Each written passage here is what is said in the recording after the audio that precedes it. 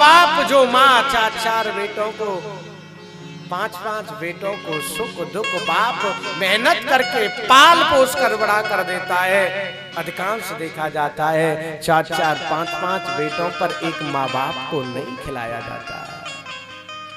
माँ बाप का बंटवारा कर देते हैं लोग, मम्मी तेरे साथ रहेगी, पिताजी मेरे साथ रहेंगे। लेकिन उस माँ ने, उस बाप ने कभी ये नहीं कहा कि तू कहीं और चला जा। माँ खुद भूखी रहे लेकिन अपनी संतान को दूर नहीं किया।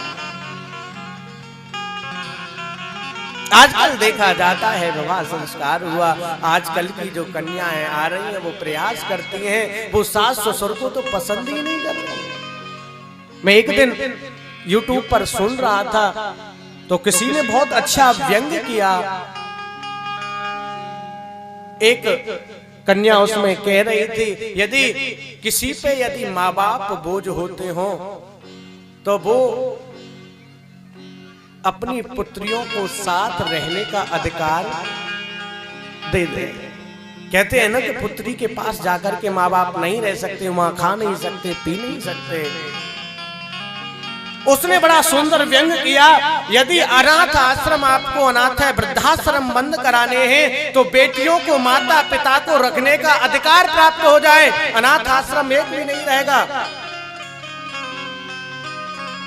बहुत सुंदर था।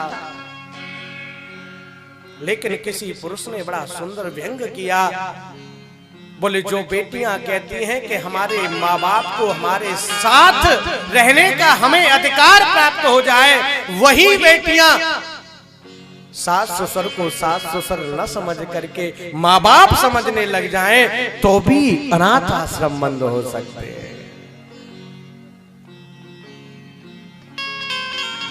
क्योंकि प्यारे हम एक माँ बाप को छोड़कर आते हैं, दूसरा पाते हैं।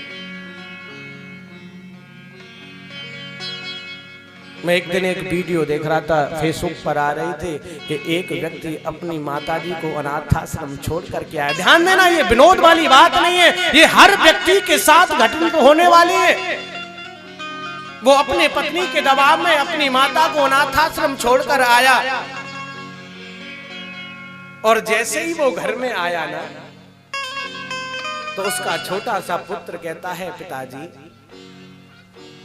आप तो दादी को अनाथ आश्रम छोड़कर आ गए, लेकिन जब मैं बड़ा होऊंगा तो मुझे बता जाना